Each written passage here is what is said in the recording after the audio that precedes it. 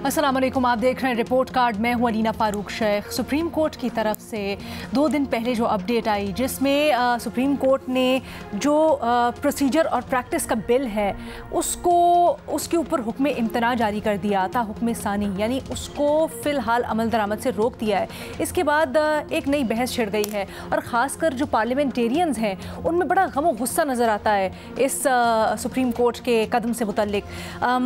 जो पार्लियामेंटेरियंस हैं वो इसको तौहीन पार्लियामेंट से तशबीह दे रहे हैं। स्पीकर कौमी असम्बली राजा परवेज़ अशरफ कहते हैं कि अदलिया पार्लियामेंट की हद में अगर आएगी तो फिर आपकी हद में भी दूसरे आएंगे। कानून साजी पार्लियामेंट का इख्तियार है, इस पर कदगन लगाने से पार्लियामान की बालादस्ती ख़त्म होगी। अगर पार्लियामान के कानून साजी के इख्तियार को तस्लीम नहीं करना तो फिर इलेक्शंस भी एक मजाक बन जाएंगे। इलेक्शंस करवाने की क्या ज़रूरत है, यहाँ तक उन्होंने कह दिया।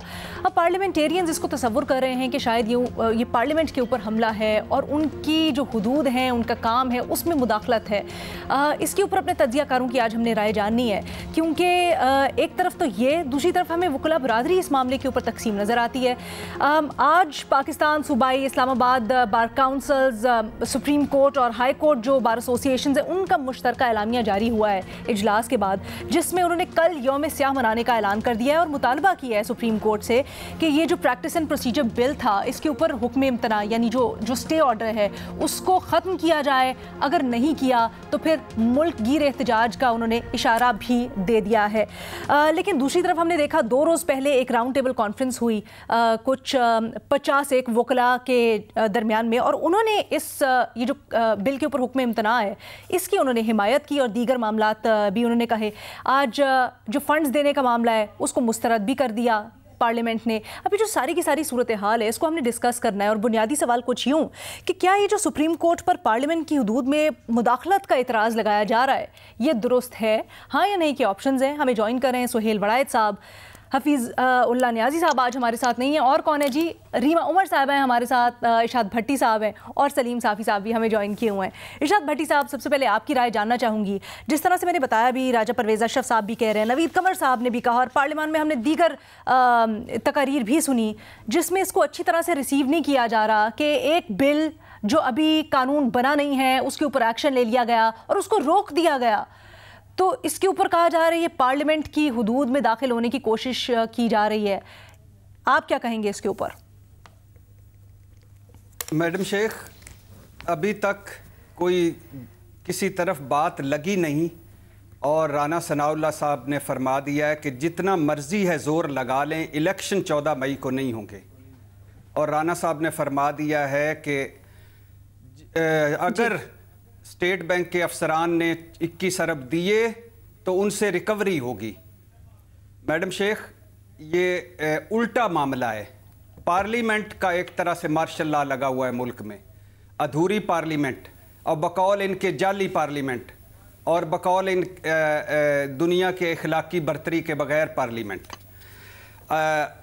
मैडम शेख, ये ज़हनों में रहे कि ये सीधा साधा मामला जो कि दोनों असम्बलियाँ टूटी और 90 दिन में इंतखाबात करवाएं, आइन ने कहा ये इलेक्शन कमीशन, गवर्नर्स और हुक्मरान इत्तेहाद ने जब अपना अपना काम ना किया तो मामला गया अदालतों में, और यह आइनी बहरान बदला, और जिससे निकला अदालती बहरान, और जिससे निकला पार्लियामेंट का मार्शल लॉ। मैडम शेख, ठीक है PDM जीत रही है, ठीक है नवाज शरीफ, शहबाज शरीफ, मौलाना साहब जरदारी साहब जीत रहे हैं, ठीक है बिलावल मरियम भी जीत रही हैं, लेकिन मैडम शेख आइन हार रहा है, सुप्रीम कोर्ट हार रही है, और ऐसी रवायत, ऐसी रस्म, ऐसी राह पड़ रही है कि आइंदा कोई भी जब भी चाहेगा फ्राई पैन कहानियाँ सुनाकर इंतखाबात मुलतवी कर देगा। मैडम शेख, बात बुनियादी तौर पे ये है कि 5 रुकनी बेंच के खिलाफ करारदाद कौमी असम्बली ने मंजूर कर ली, कोई आईनी कानूनी हैसियत नहीं।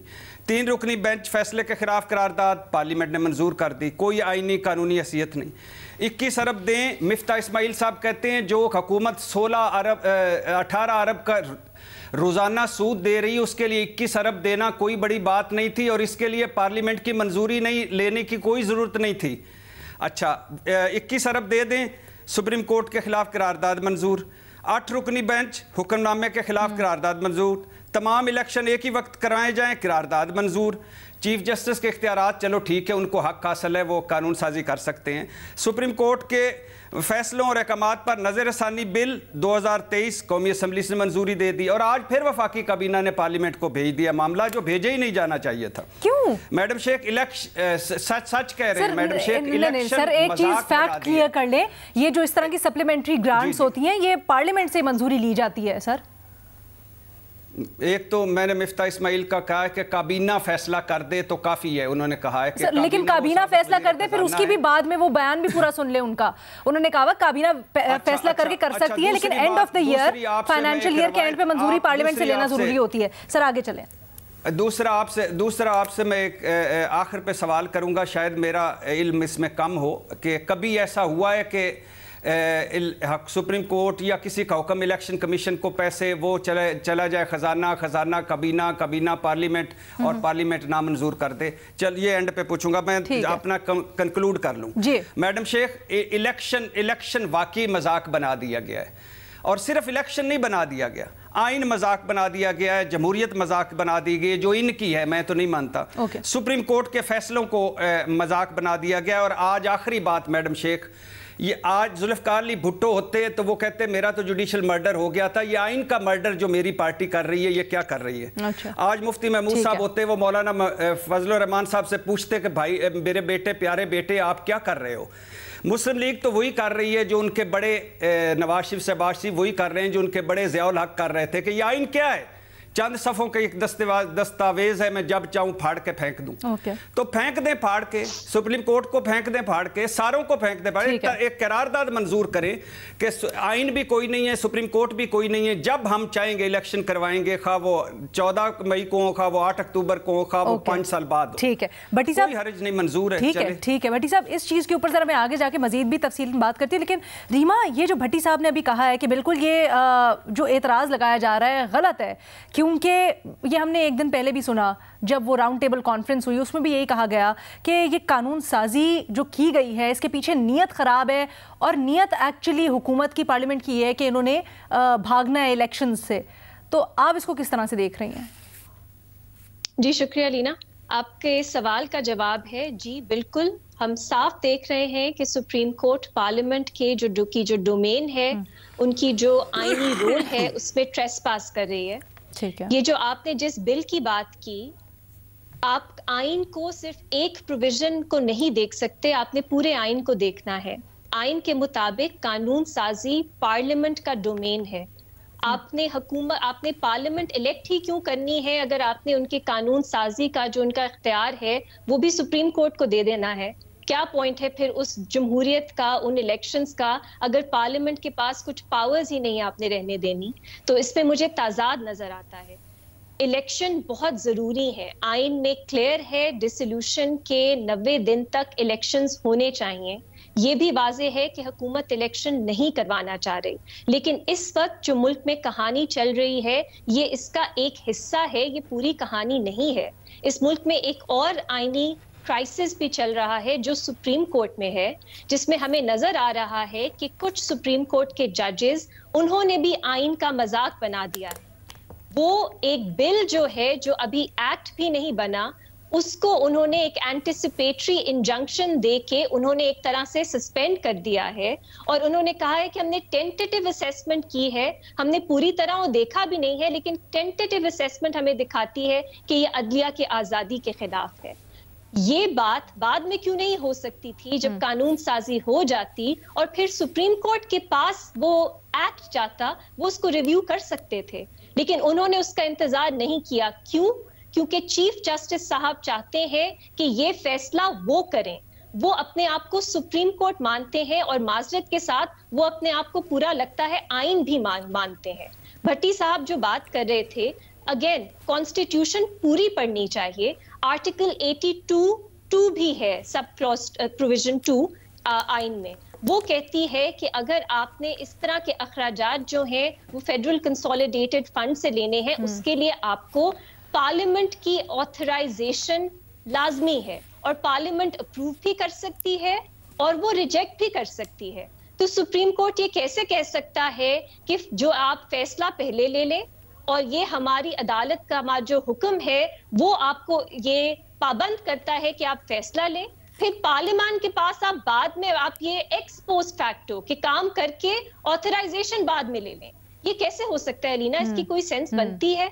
तो ये बात इसमें वजन है कि हुकूमत इलेक्शन से भाग रही है, लेकिन एक आइन का प्रोविजन उस पे अमल दरामद करने के लिए क्या आप बाकी पूरे आइन का मजाक बना सकते हैं? क्या उस असेंबली जिसको हम कह रहे हैं, जिसको इलेक्शंस जो है वो फंडामेंटल एक राइट है सिटीजन्स का, जिस असेंबली को वो इलेक्ट करते हैं, क्या आप उसको मेरली एक रबर स्टैम्प बनाना चाहते हैं?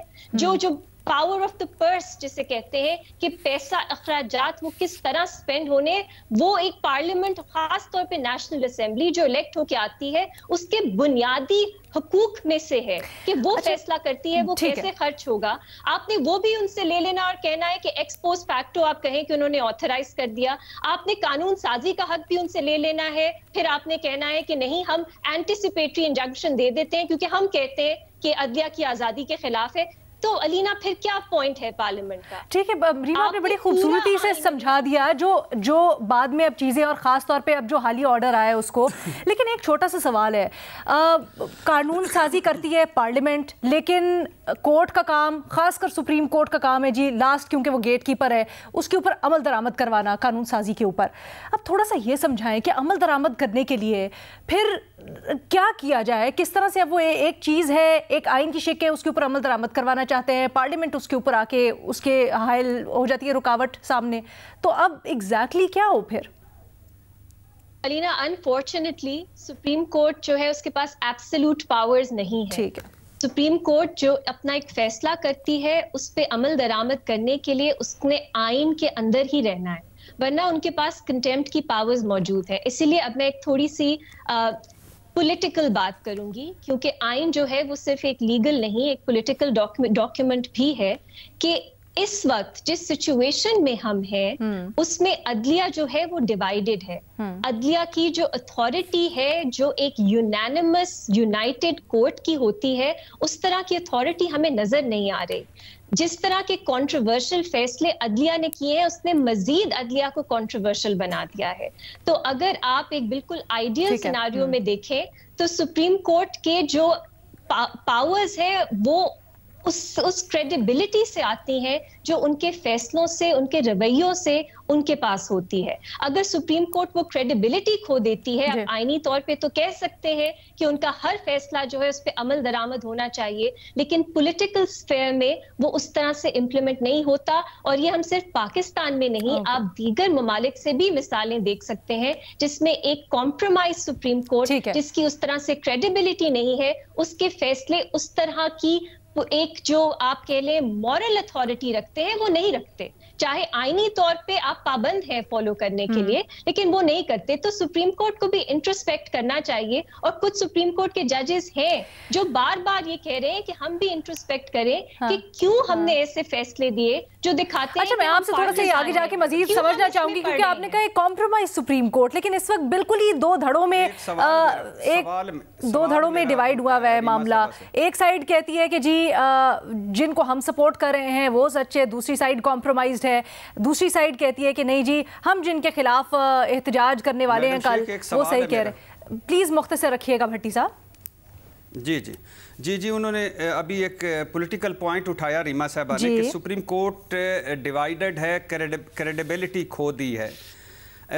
और मैं ये उनसे पूछना चाहूँगा कि मैं इस पे नहीं जाता कि ये पॉलिटिकल जो था कि ये जाली पार्लियामेंट है, उस पे नहीं जाता, लेकिन मैं सिर्फ इस पे जाता हूं कि एक टाइमिंग देखें चीफ जस्टिस की, आज खुद नोटिस की कानून साजी की नीयत देखें।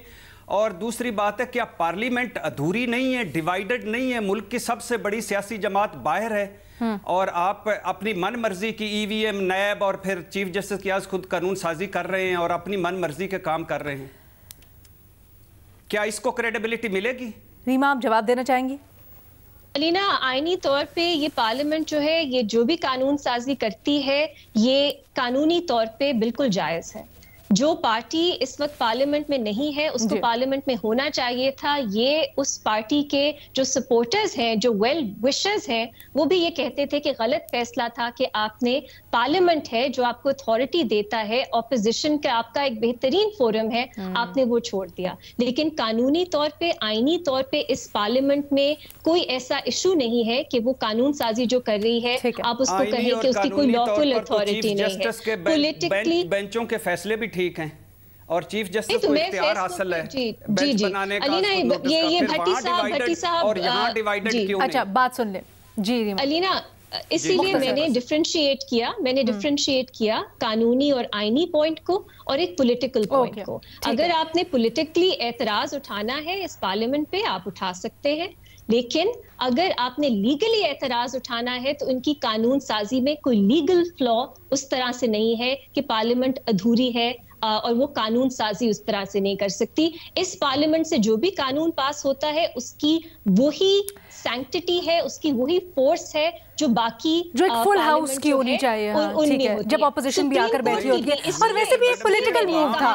ठीक है जी, इसलिए मैंने ये वाज़ेह सर नहीं सर सुप्रीम कोर्ट के फैसलों की अहमियत जो है वो इस वक्त भी है और वो बाइंडिंग है, लेकिन आईनी तौर पे सुप्रीम कोर्ट आईन से तजावुज नहीं कर सकती अपने फैसले को इम्प्लीमेंट करवाने के लिए। पॉलिटिकली मैंने आपको एक मुख्तलिफ एनालिसिस दिया कि क्यों इस वक्त इस कोर्ट पे सवाल उठ रहे हैं, इसलिए उस तरह की अथॉरिटी इस कोर्ट की नहीं है जो एक यूनाइटेड कोर्ट की होनी चाहिए। आईनी तौर पर जो बेंच ने हुक्म दिया उसके ऊपर अमल दरामद भी होगा, अगर नहीं होता तो उसके कॉन्सिक्वेंसेस भी होंगे। जो भी जिस तरह भी बेंच बना वो एक अलग डिबेट है, लेकिन पार्लियामेंट की भी एक बड़ी नेशनल असेंबली में होती। अच्छा, ये उनका सियासी मूव था, ये उनका सियासी मूव था, बिल्कुल सही कह रही है, ये उनका सियासी मूव था। उन्होंने चूज किया कि जी हम पार्लियामेंट में शामिल नहीं होंगे।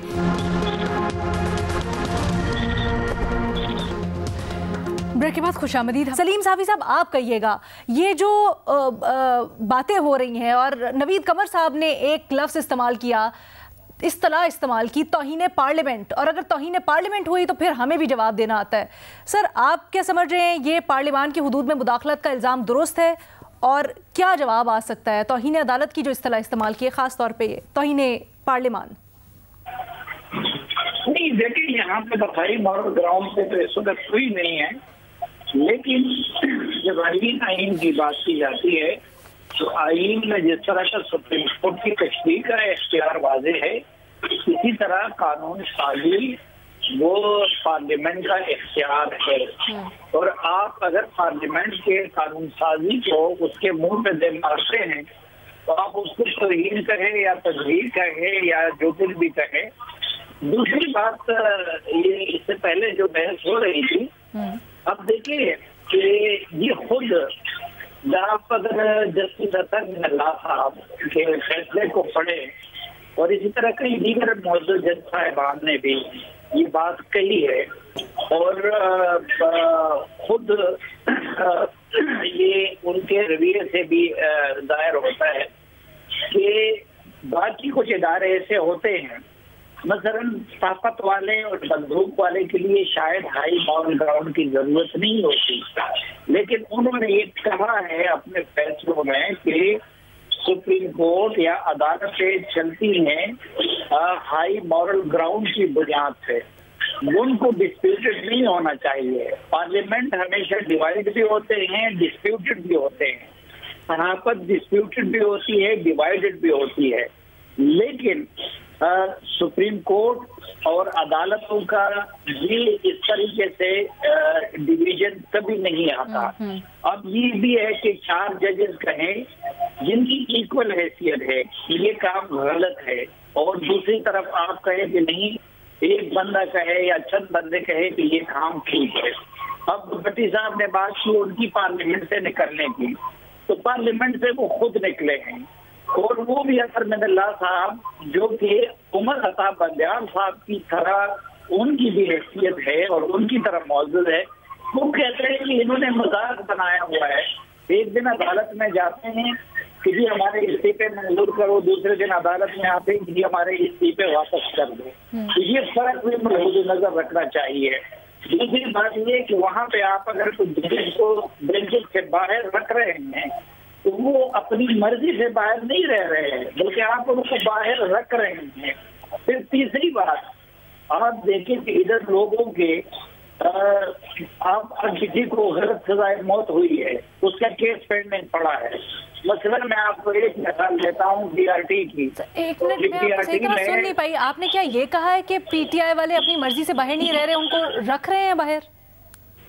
नहीं, मैंने कहा कि PTI वाले तो पार्लियामेंट से अपने मर्जी से बाहर गए हैं ना, ठीक है, लेकिन जिन जजेस को आप बेंच से बाहर रख रहे हैं ओके, ठीक है, बाहर रख रहे हैं। एक आखिरी नुक्ता जो मैं कहना चाह रहा था कि देखिए 2019 में जस्टिस शेख वकार मरहूम ने DRT के बारे में फैसला दिया और 35 नुक्ता एतराज़ात उठाए उन्होंने।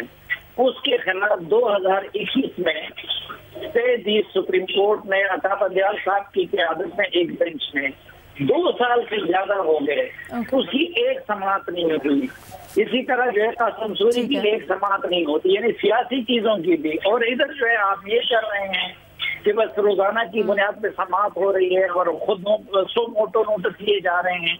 उधर तो आपने सो मोटो लिए, उधर साहिल आपके पास खड़े हैं और इधर आप सियासी मामला को अपनी तरफ ला रहे हैं। ठीक है, वैसे वो सोमोटो तो लिया लेकिन वो भी अधूरा है क्योंकि उसके बाद पंजाब के लिए अहकाम तो आ गए, बट खैबर पख्तूनख्वा का स्टेटस अभी भी नहीं हमें पता कि क्या है। खैर उसके ऊपर ये लोग सुप्रीम कोर्ट गए थे, एतराज़ लग गया, अब हाई कोर्ट में आई थिंक इन्होंने पिटिशन दायर की है। सोहेल वड़ैच साहब आप कहिएगा, ये एक बड़ी ट्रिकी सी रोड है। हम ये कहते तो हैं कि ठीक है कानून बनाना है, लेजिस्लेचर है एक तरफ, दूसरी तरफ सुप्रीम कोर्ट ने, अदलिया ने अमल दरामद करवाने हैं उस कानून के ऊपर। तो जब एक तरफ ये भी नज़र आ रहा हो कि वाकई में भागा जा रहा है या फिर नहीं अमल दरामद किया जा रहा, तो फिर अदलिया क्या करे? क्या अगर वो ऑर्डर कोई पास करती है तो वो मुदाखलत होगी, और जिस तरीके से हो रहा है, और अगेन जिम्मेदार कौन होगा इसको इनिशिएट करने का? देखें कि कोर्ट अगर फुल कोर्ट होती तो मेरा ख्याल है उनका फैसला इम्प्लीमेंट करने में किसी को कोई एतराज ना होता। पार्लियामेंट भी उनके सामने वोट डाउन करती है, हुकूमत भी वोट डाउन करती है, एस्टेब्लिशमेंट भी वोट डाउन करती है। जब खुद वो डिवाइडेड हाउस है, जब बड़े उनके सीनियर जो जजेस हैं वो इनसे इख्तलाफ कर रहे हैं, तो जाहिर है इसका एक पार्लियामेंट के लिए भी मौका है और बाकी लोगों के लिए भी मौका है कि वो जब उनके अंदर इख्तलाफ है तो जो नीचे जो इख्तलाफ है वो उसके साथ मैच कर गया है। देखिए बड़ी वाज़ेह जो तकसीम है कि एक तरफ PTI है और एक तरफ कुछ जजेस हैं, तो और वो जजेस और उनके ख्यालात और PTI के ख्यालात मिलते हैं, और दूसरी तरफ जो चंद सीनियर जजेस हैं उनके ख्यालात हुकूमत से मिलते हैं। ये बड़ी वाज़ेह डिवाइड है, और पार्लियामेंट के बारे में भी यही डिवाइड मौजूद है। तो ये डिवाइड तो तभी ठीक होगी या फुल कोर्ट होता या कंसेंसस हो जाए सियासी पार्टियों के दरमियान, अदरवाइज तो ये क्राइसिस दूर होता हुआ नजर नहीं आता।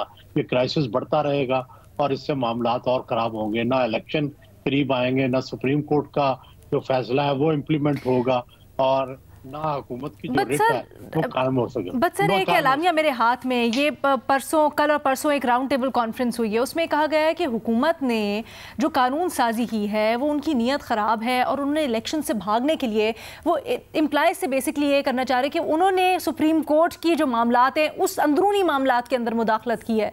तो लेकिन दूसरी तरफ इल्ज़ाम ये लगाया जा रहा है कि जो फैसले आ रहे हैं वो पार्लियामेंट की हुदूद में मुदाखलत के बराबर है। हम तो ये सुनते सुनते और पार्लियामेंट की ये सबसे सुप्रीम पार्लियामेंट है, और पार्लियामेंट जो है वो लेजिस्लेशन कर सकती है। तो सुप्रीम कोर्ट भी पार्लियामेंट के फैसले से, आइन की वजह से ही सुप्रीम कोर्ट है, और सुप्रीम कोर्ट जो पैदा भी हुई है वो आइन की वजह से हुई है, पार्लियामेंट की वजह से पैदा हुई है। तो ये जो उनकी माँ है सबकी, उसका ही अगर अहकामात नहीं मानते, उसका ही हुक्म नहीं मानते, तो जाहिर है फिर सुप्रीम कोर्ट के ऊपर भी सवाल उठेंगे। सुप्रीम कोर्ट को पार्लियामेंट के सामने खड़ा नहीं होना चाहिए, और सुप्रीम कोर्ट की जो लेजिस्लेशन है उसका अख्तियार बहाल रहना चाहिए, और चीफ जस्टिस के जो नाजायज इख्तियारात हैं जिन पे सारी दुनिया पहले से ये कह रही है कि चीफ जस्टिस को ये जो बेंचेस बनाने का अख्तियार है, चंद चुनिंदा जजेस जो हैं वही बिठा लिए जाते हैं। ये सजाद अली शाह के जमाने में भी ऐसे ही था, इफ्तिखार चौधरी के जमाने में भी ऐसे ही था, साकिब निसार के जमाने में भी ऐसे ही था, और अपनी मर्जी के फैसले लिए जाते हैं।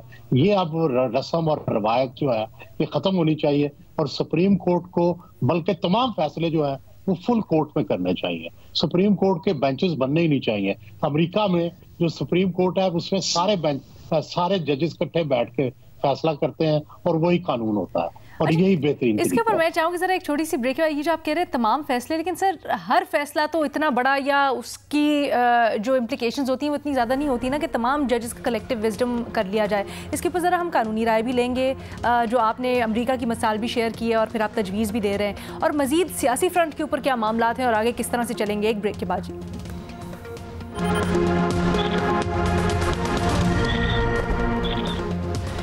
ब्रेक के बाद खुशामदीद। हम बात कर रहे हैं कि ये इल्ज़ाम लगाए जा रहे हैं सुप्रीम कोर्ट के ऊपर कि वो पार्लियामेंट की हुदूद में मुदाखलत कर रही है, लेकिन दूसरी जानिब से हम देखते हैं कि जो वकला बरादरी है वो तकसीम है। पाकिस्तान बार काउंसिल, सूबाई bar council, Islamabad bar council और दीगर ने कल हड़ताल का ऐलान कर दिया और कहा है कि अगर ये हुक्म इम्तना वापस ना लिया गया तो फिर स्ट्रिक्ट एक्शन होगा या हम कुछ एहतजाजी मुहिम चलाएंगे। रीमा, आपसे मैं जानना चाहूँगी, आज जो करारदाद पेश हुई है और जो इजाज़त मांगी थी काबीना ने फ़ंड्स रिलीज़ करने की, उन्होंने देने से मना कर दिया आज पार्लियामेंट ने।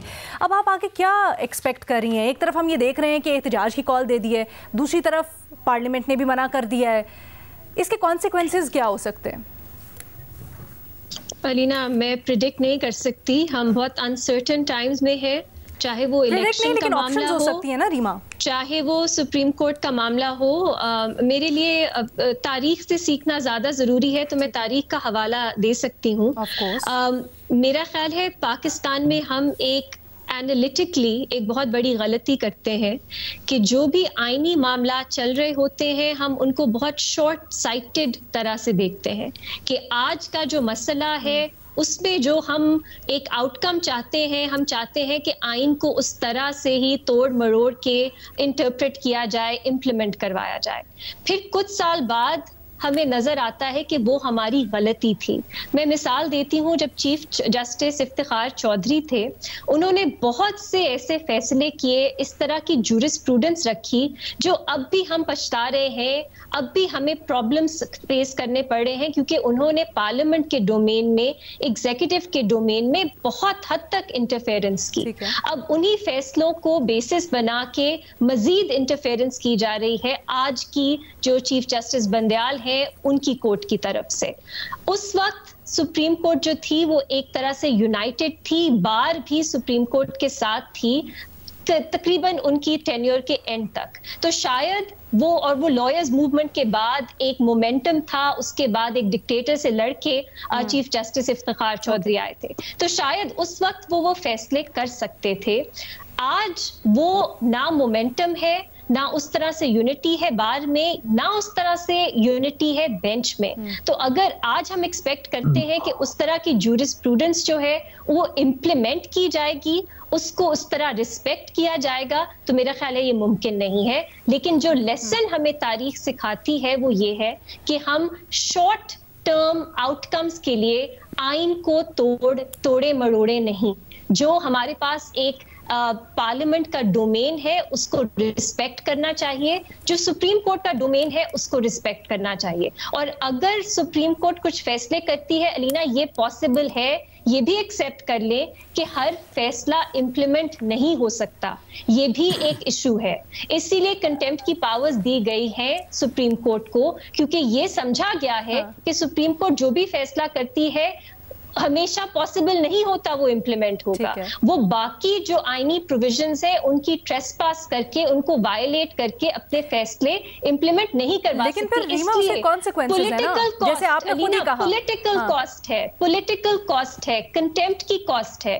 हर चीज जो है हमें अदालत के पर्सपेक्टिव से, जजमेंट्स और ऑर्डर्स और उनकी इम्प्लीमेंटेशन के पर्सपेक्टिव से सिर्फ नहीं देखनी। अगर हम देखेंगे एक हुकूमत जो है वो सुप्रीम कोर्ट के फैसले की खिलाफ वर्जी कर रही है, उसकी पॉलिटिकल कॉस्ट भी होनी चाहिए। ऐसा नहीं हो सकता कि इम्प्लीमेंट करवाने के लिए सुप्रीम कोर्ट पार्लियामेंट को एक मियर रबर स्टैंप बना दे, और ऐसा भी नहीं हो सकता कि अदलिया की आजादी के नाम पे सुप्रीम कोर्ट ऐसी लेजिस्लेशन को, और मुझे अजीब लगा, ताजुब हुआ कि वुकला कह रहे हैं कि इंटेंशंस खराब थी लेजिस्लेचर की।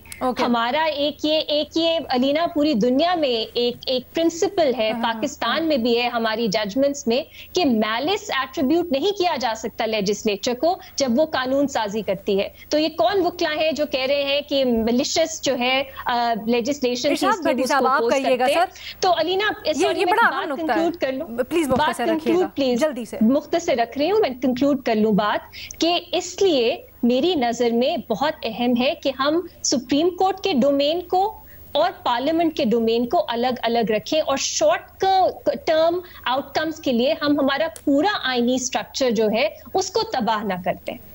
ये तो डोमेन क्या आपको लगता है स्लिपरी स्लोप है बहुत ज़्यादा, क्या ब्लरी लाइंस है, या बड़ा वाज़ेह है अभी भी?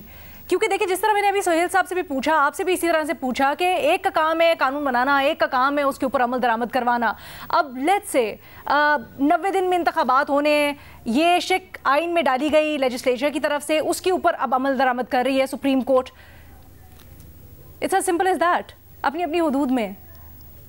अलीना, लेकिन सुप्रीम कोर्ट उसकी अमल दरामद करने के लिए बाकी आईनी प्रोविजंस जो है उनको वायलेट नहीं कर सकती। ठीक है, ये सिंपल एक बात है कि सुप्रीम कोर्ट का डोमेन भी आइन ने ही इस्टेब्लिश किया है।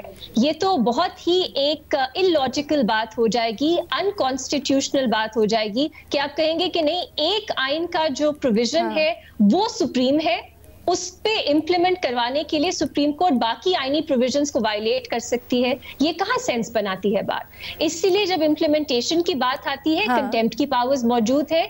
और पॉलिटिकल क्वेश्चन अलीना, कि अगर हम देखेंगे एक हुकूमत सुप्रीम कोर्ट का ऑर्डर नहीं मान रही इलेक्शंस के ऊपर, तो उनको पॉलिटिकल कॉस्ट उसकी फेस करनी पड़ेगी। इससे हम क्यों डरते हैं? अगर हम इलेक्टोरेट को रिस्पेक्ट करते हैं तो हमें ये भी देखना चाहिए कि इस तरह की हुकूमत जो मैं जरा इस चीज को आगे लेके, ठीक है, पॉलिटिकल कॉस्ट ये हो सकती है कि उनके ऊपर कंटेम्प्ट लग जाएगा, और इससे मुतल्लिक पीटीआई बड़ी बातें भी कर रही है, कह रही है कि शायद प्लान ही यही है जिसको इस लंदन प्लान का नाम दे रहे हैं कि जी नाअहल हो जाएं ये लोग और सियासी शहीद बन जाएं। बट भट्टी साहब, इसके ऊपर तो आप कहेंगे, ये भी खास तौर पर कहिएगा, ये जो रीमा ने बड़ा दिलचस्प मिसाल दी और कहा कि ये जो कहा जा रहा है कि जी नीयत ख़राब है इस कानून साजी के पीछे, आप नियतों के ऊपर नहीं शक कर सकते बिल्कुल भी। बिल्कुल नहीं कर सकते, नीयत का भेद तो अल्लाह जानता है, लेकिन उन्होंने 2-3 बातें बड़ी की, अच्छी की। एक हिस्ट्री से सीखना, वाकई हिस्ट्री से किसी ने नहीं सीखा। 75 साल तारीख में है कि जब आप इलेक्शन से भागेंगे या किसी के मैंडेट को उसको नहीं देंगे तो उसका नतीजा बड़ा बुरा निकलता है। दूसरी बात, कानून बनाए पार्लियामेंट, ज़रूर बनाए, मगर जो कानून और आइन बना हुआ है उस पर भी तो अमल करे। सुप्रीम कोर्ट की भी एक डोमेन है, तो एक पार्लियामेंट की भी डोमेन है। अभी तो मुझे लगता है पार्लियामेंट जो है वो तौहीन आइन भी कर रही है, तौहीन सुप्रीम कोर्ट भी कर रही है। तीसरी बात ये जो है, एक कहते हैं ना पीटीआई और जजेस के ख्यालात मिलते हैं कुछ, मगर ये ये ख्यालात मिलते हैं, ये हम ख्याल हैं एक नुक्ते पर, और वो आईनी नुक्ता है, और वो आइन है कि 90 दिन के अंदर इंतखाबात करवाएं। और आखिरी सवाल मैं रीमा साहबा से पूछना चाहूँगा, शायद मैं ये गलत कह रहा हूँ या मुझे सही समझ ना आई हो, कि election expenditures related to elections is a charged expenditure. Article 81 of आइन के आर्टिकल 81 और शिक 11 के तहत इलेक्शन एक्ट 2017। लेकिन अब ये है कि parliament can not vote on और डिसअप्रूव ए चार्ज एक्सपेंडिचर, ये आर्टिकल 82 कहता है। आर्टिकल 81 और सेक्शन के तहत आप इलेक्शन एक्ट पढ़े या अलीना, मुझे 2 बातें क्विकली मैं रिस्पॉन्ड कर दूं। इलेक्शन एक्ट आपने पूछ लिया, मुझे शायद गलत सही समझ ना आई हो, मैं पूछना चाहूंगा। ठीक है, रीमा रहनुमाई कर दे दोबारा। ये चार्ज नहीं है, ये आइन के तहत आर्टिकल 82 का एक ये डिमांड है जो आप पार्लियामेंट से कर सकते हो, उनके पास ऑथराइज करने की कर भी सकते हैं, नहीं भी कर सकते, पहली बात। दूसरी बात ये लीना, भट्टी साहब जो हैं उनको पहले भी और लोगों ने भी करेक्ट किया है बाकी कौन सा सुप्रीम कोर्ट का जज है जिन्होंने कहा है 90 दिन में इलेक्शंस नहीं होने चाहिए? किसी ने नहीं कहा। तरीक़ेकार पे और मजीद सवालात जो इससे जुड़े हैं उस पे बाकी जजेस ने भी बात की है। तो मेरा ख्याल है हम ये बहुत नाइंसाफी करते हैं कि हमने इस तरह दो डिवीजन बना दी है कि कुछ जजेस हैं जो आइन के साथ 90 दिन पे हैं और कुछ जजेस चाहते हैं कि इलेक्शन ही ना हो। ऐसा बिल्कुल नहीं है। प्लीज हमारे व्यूअर्स के लिए हम ये करेक्ट कर दें कि किसी सुप्रीम कोर्ट के जज ने आज तक ये नहीं कहा कि 90 दिन में इलेक्शंस नहीं होने। अच्छा रीमा, मुझे जल्दी से ये बता दीजिएगा, सुप्रीम कोर्ट के डिक्टेटरशिप पे, चीफ जस्टिस की पे जरूर सवाल उठा है, बेंच फॉर्मेशन पे, सुओ मोटो पे और मजीद सवाल जो ठीक है रीमा, पॉइंट नोटेड, उस पे जरूर सवाल उठा है। एक बात, सिर्फ एक बात मैडम शेख, वो सही ये नहीं हम कह सकते कि लाइक माइंडेड जजेस वो है सिर्फ जो आइन पे 90 दिन पे यकीन। ठीक है, आई थिंक जी, आई थिंक क्लियर हो गए पॉइंट। कानूनी नुक्ता भट्टी साहब ने समझना चाहा, वो बड़ी अच्छी तरीके से समझा भी दिया। मजीद इस सिलसिले में जो पॉलिटिकल बातें हो रही हैं, मुज़ाकरात की बड़ी बातें हो रही हैं, उसके ऊपर कल हम बात करेंगे। अभी इजाज़त दीजिएगा, अल्लाह हाफ़िज़।